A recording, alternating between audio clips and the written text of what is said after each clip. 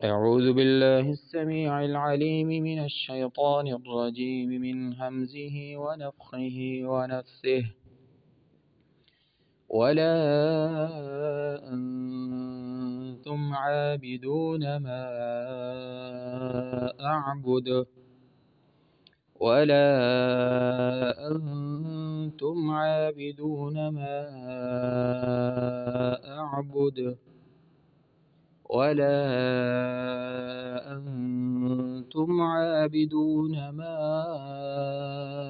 أعبد ولا اور نہ انتم تم ہی عابدون عبادت کرنے والے ہو ما اس کی جس کی اعبد میں عبادت کرتا ہوں.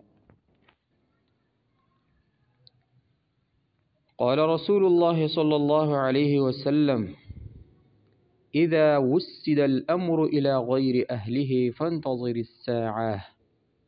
قال رسول الله صلى الله عليه وسلم إذا وسد الأمر إلى غير أهله فانتظر الساعة.